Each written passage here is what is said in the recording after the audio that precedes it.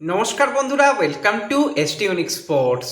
তো এই ভিডিওটা হতে চলেছে শুধুমাত্র ইস্টবেঙ্গলকে নিয়ে, যেখানে আজকে অস্কার ব্রুজন সে কিন্তু একদম মুম্বাই ম্যাচের আগেই বোমবাস্ট করে দিয়েছে।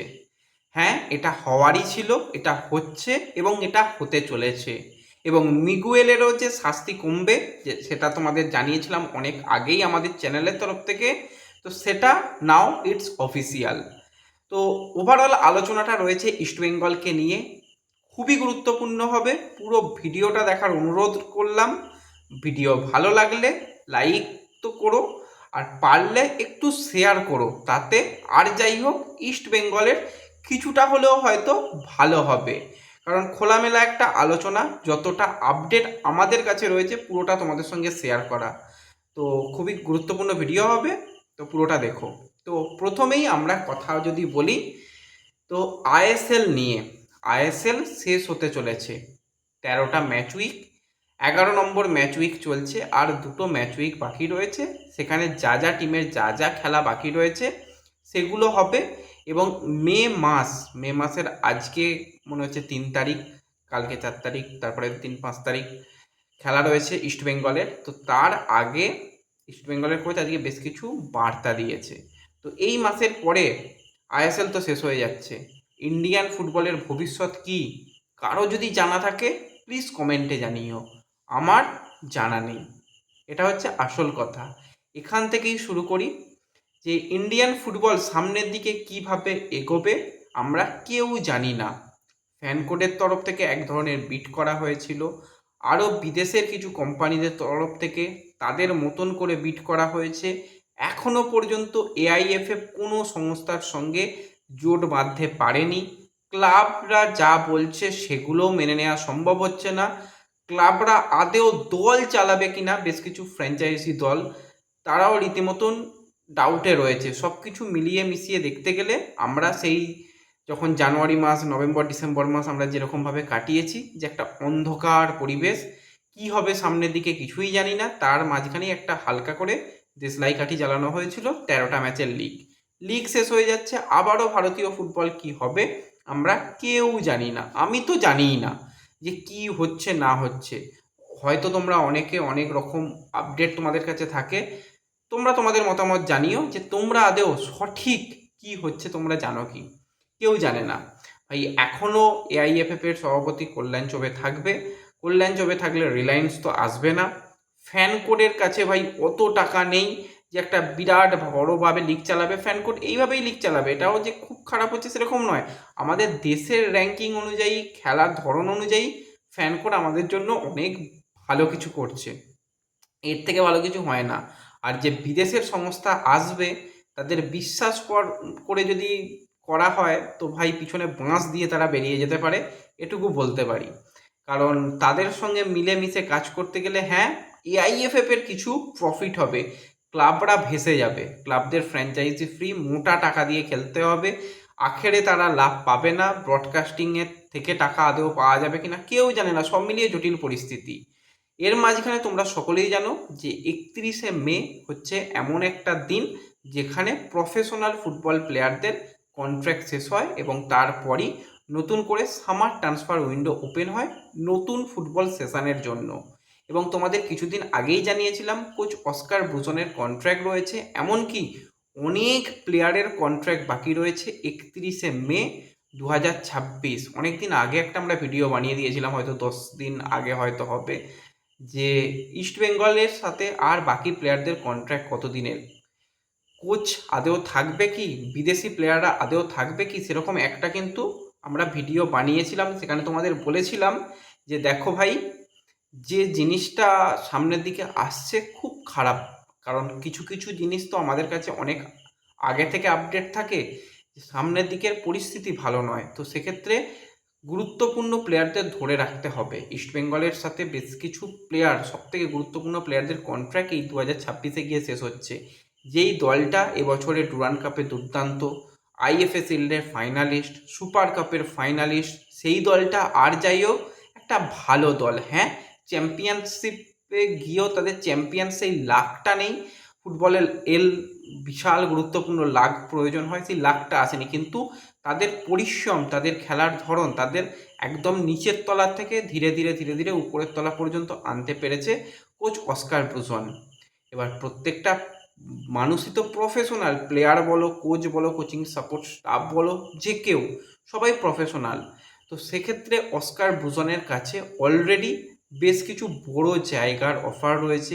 ইন্ডিয়ান আইএসএল ক্লাবের অফার রয়েছে, বিদেশের ইন্দোনেশিয়ার ক্লাবের অফার রয়েছে, বিদেশের থাই লিগের ক্লাবের তরফ থেকে অফার এসেছে, এবং আরও একটা যেরকমটা শুনেছি, এখন ওটা আমি 100% বলতে পারছি না, কোনো একটা জায়গার জাতীয় দলের কোচের জন্যও কিন্তু অস্কার ব্রুজনের কাছে অফার এসেছে। এতগুলো অফার এসেছে একজন মানুষের কাছে। আর যাই হোক, সে তো কিছু হলেও ভালো কাজ করেছে, সেটা ইস্টবেঙ্গলের পরিসংখ্যান দিয়ে তোমাদের দেখিয়ে দিয়েছিলাম যে অস্কার ব্রুজন আসার পর থেকে বিশেষত এই সিজনে ইস্টবেঙ্গল 2টো ম্যাচ হেরেছে আর কয়েকটা ম্যাচ ড্র করেছে। উইন পার্সেন্টেজ অনেক বেটার, এবং আইএসএলে আমরা দেখতে পাচ্ছি ইস্টবেঙ্গল তারা 18 পয়েন্টে রয়েছে 9 ম্যাচে, মানে প্রত্যেক ম্যাচে 2 পয়েন্ট করে এনেছে। তো সেই একজন মানুষকে নেওয়ার জন্য তো টানাটানি থাকবেই, এবং মাঝখানে খারাপ পরিস্থিতি তৈরি হয়েছিল, সেখানে যাই হোক ইমামির তরফ থেকে কিন্তু কোচ অস্কার ব্রুজনের পাশে দাঁড়িয়ে অস্কারকে থাকার বার্তা দেওয়া হয়েছিল, এবং অস্কারকে আশ্বাস দেওয়া হয়েছিল তুমি তোমার মতন কাজ করো, কোনো অসুবিধা নেই। কোচের সমস্যার জায়গা কোথায়? কোচের সমস্যার জায়গা হচ্ছে যে কোচ চায় আরেকটু ভালো করতে, এটাই হচ্ছে কোচের সমস্যার জায়গা। কিন্তু ইনভেস্টাররাও চায় আরেকটু ভালো করতে, কিন্তু আমাদের এআইএফএফ চায় যে না, ভারতীয় ফুটবল শেষ হয়ে যাক। সমস্যার জায়গা এখানেই। তো সেক্ষেত্রে কোচ অস্কার ব্রুজন ফেব্রুয়ারি মাস থেকে, কিন্তু জানুয়ারি থেকেই চাইছিল যে দল গঠনের কাজ শুরু করতে, পরের সিজনে আরও কিছুটা বাকি যেখানে খামতি রয়েছে, সাইড ব্যাক, গোলকিপার এটসেট্রা অনেক জায়গায় খামতি রয়েছে, সেগুলোকে পূর্ণ করে এমন দল গঠন করা হবে যে দল কিন্তু সামনের 5-7টা বছর রাজত্ব করবে ভারতীয় ফুটবলে। সেটা তো কোচ স্বপ্ন দেখেছিল, এখানে তো ভুল কিছু নেই। একজন প্রফেশনাল মানুষ চাইবেই তার দলকে আরও ভালো করতে। তো সেখানে তখন বলা হয় যে না থাক, এখন নয়, পরে আমরা আলোচনা করছি। সেখান থেকে মার্চ যায়, এপ্রিল যায়, মে মাসে পর্যন্ত যখন বল গড়াচ্ছে, 1 মে কিন্তু সেক্ষেত্রে ইমামির কর্তার সঙ্গে অস্কার ব্রুজন বৈঠকে বসে, এবং সেখানেই মোটামুটি অস্কার ব্রুজন জানিয়ে দেয়, ভাই এইভাবে চলতে পারে না, আমাকে কিছুই যদি না দাও তো আমি কিভাবে সামনের দিকটা তাকাবো, এখনও আমার সাথেই আমি নতুন করে চুক্তিও করতে পারছি না, কারণ আমি তো যদি না হাতে সেই মশলা পাই আমি তো রান্না করতে পারবো না, আমাকে সেই মশলা দিতে হবে। তো সেক্ষেত্রে যেটা ইমামির তরফ থেকেও জানানো হয় যে আমরাই নিশ্চয়তা পাবো কি করে, এখনও তো আমরাও জানি না যে সামনের বছর কিভাবে লিগ হবে, আইএসএল আদেও হবে নাকি আইএসএল বন্ধ হয়ে গিয়ে ইন্ডিয়ান ফুটবল লিগ হবে, সেখানে কতগুলো দল থাকবে, কি হবে আমরাও তো কিছু জানি না, আমাদেরও হাত পা বাঁধা, আমাদের পারলে একটু সময় দিন। অস্কার ব্রুজন বলে ঠিক আছে নাও, এই মাসটা পর্যন্ত, আমার তো 31 তারিখ পর্যন্ত কন্ট্রাক্ট রয়েছে, সময় এতটা দিলাম, এর মধ্যে যদি কিছু পরিবর্তন হয় তাহলে পরে ভবিষ্যতে ভাবা যাবে, তোমরা দল গঠনও কীভাবে করছো সেই অনুযায়ী ভাবা যাবে, তা না হলে আমার 31 মে কন্ট্রাক্ট শেষ হয়ে যাচ্ছে, তারপর কিছুদিন তোমাদের জন্য অবশ্যই অপেক্ষা করব, যদি সদুত্তর পাওয়া যায় তো ভালো, তা না হলে কিছু করার নেই, ধন্যবাদ, এখানেই আমার জার্নি আমি শেষ করব। হ্যাঁ, দলকে আমি চ্যাম্পিয়নশিপ রাউন্ডে আনতে পেরেছি, দল যেখানে 9, 10, 11তে থাকতো, দল এমন জায়গায় রয়েছে দল চ্যাম্পিয়ন হতে পারে, এবং আমি দায়িত্ব নিয়ে বলছি, অস্কার ব্রুজন যেটা বলেছে যে এই সামনের যে ম্যাচগুলো রয়েছে প্রত্যেকটা প্লেয়ার নিজেদের 100 থেকেও বেশি দিয়ে খেলবে, এবং দলকে চ্যাম্পিয়ন করার জন্য আমি নিজের সবটুকু দিয়ে চেষ্টা করব এবং দলকে চ্যাম্পিয়ন করব, সেটাও কিন্তু কোচ বার্তা দিয়েছে। আজকে সাংবাদিকদের মুখোমুখি হয়েও একই বার্তা দিয়েছে, সামনের ম্যাচগুলো আমরা নিজেদের 100% দিয়ে খেলবো এবং জিতবো, এবং এই মরশুমের শেষে আমি ইস্টবেঙ্গলকে বিদায় জানাচ্ছি। ইস্টবেঙ্গলের সমর্থকরা এশিয়ার মঞ্চে যদি কথা বলো সেক্ষেত্রে সবথেকে বেস্ট সমর্থক, এত ভালো ফ্যান বেস আমি কোনোদিন দেখিনি। তারা দলের খারাপ সময় যেভাবে দলকে সাপোর্ট করেছে, দলের ভালো সময় তাদেরকে আমি এনে দিতে চাই, এবং তারপর আমি আমার দায়িত্ব এখানেই শেষ করব। তো এটা হচ্ছে আসল মুদ্রা কথা। বাইরে বিশেষ বিজ্ঞরা অনেক কিছু বলবে, কোচকে ঘাড় ধাক্কা দিয়ে বার করে দাও, ইমামির সঙ্গে ঝগড়া, অস্কারের নিতুদার সাথে ঝগড়া, অস্কারের ভাই কিচ্ছু নয়, গল্প, ওগুলো তাদের মতন ভাবে তাদের বলতে দাও, তারা তো বললে, প্রেস মিডিয়ার সামনে বললে তাদেরও তো কিছু একটু ভালো হবে, হ্যাঁ তাদের কাজ করতে দাও, কিন্তু আসল ঘটনা এটাই তোমরা ভেরিফাই করে নিও, এটুকু আজকের দিনে দাঁড়িয়ে বলে দিলাম। তো সেক্ষেত্রে কোচকে দোষ দিয়ে দোষারোপ করে খুব একটা লাভ নেই। দোষ যদি দিতে হয় এআইএফএফকে দাও, দোষ যদি দিতে হয় ফেডারেশনকে দাও, যে এখনও এসে দাঁড়িয়ে কিছুই হলো না। ইন্টারকাশি পরের সিজনে টাটা বাই বাই জানিয়ে দিতে চলেছে। নর্থ ইস্টে যদি দল তুলে দেয় অবাক হওয়ার মতন কিছু নেই। সেখানে ইস্টবেঙ্গল ভাই কি কি আশায় দল গঠন করবে? মোহনবাগান বা আরও যে সমস্ত দল এফসি গোয়ার অবস্থার কথা ভাবো, তারা কি আশায় দল গঠন করবে বলো তো? তো এই রকম পরিস্থিতি থাকলে আর হবে না।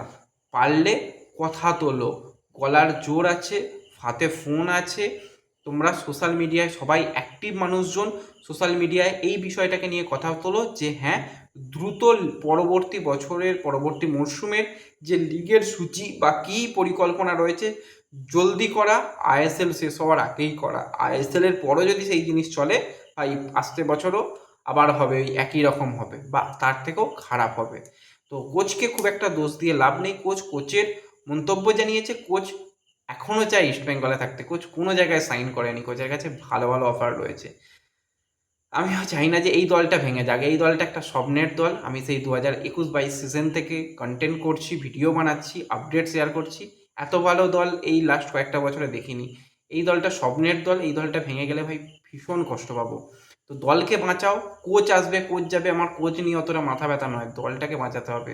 প্লেয়াররা নতুন চুক্তি এখনও কেউ করতে পারেনি, সবার কন্ট্রাক্ট শেষ হয়ে যাচ্ছে, 6 বিদেশেরই কন্ট্রাক্ট শেষ হচ্ছে, ইন্ডিয়ান প্লেয়ারদের কন্ট্রাক্ট শেষ হচ্ছে। প্লেয়ারদের ধরে রাখার জন্য তোমরা এগিয়ে এসো, তা না হলে কিছু ভাই করার নেই, এটুকু বলবো। এছাড়া মিগুয়েলের শাস্তি কমানোর ব্যাপার আগেই বলেছিলাম যে এটা হতে চলেছে যে মুম্বাই ম্যাচে মিগুয়েল খেলবে। হ্যাঁ, তার যে সাসপেনশন ছিল যে খেলতে পারবে না মুম্বাই ম্যাচে, সেটা তুলে নেওয়া হয়েছে। কিন্তু ইস্টবেঙ্গলকে একটা আর্থিক জরিমানা ছিল, সেই জরিমানার অঙ্কটা বেশ কিছুটা বাড়িয়ে দেওয়া হয়েছে এবং সেই জরিমানাটা পে করলেই কিন্তু মিগুয়েল পরবর্তী ম্যাচে খেলবে এবং ইস্টবেঙ্গল খুব সম্ভবত সেই জরিমানাটা দেবে এবং দিয়ে মিগুয়েলকে অ্যাভেলেবেল করবে এই মুম্বাই ম্যাচের জন্য, এবং তারপরে ম্যাচগুলোও মিগুয়েল খেলতে পারবে। এবার মিগুয়েলের যে সেটা রেড কার্ড হয়েছিল সেটা ইয়েলো কার্ড হলো না কি কার্ড কিছুই হলো না, সেটা ভাই এখনই বলতে পারবো না। অফিসিয়াল স্টেটমেন্ট এলে সেটা তোমাদের আরও ডিটেলে জানাতে পারবো।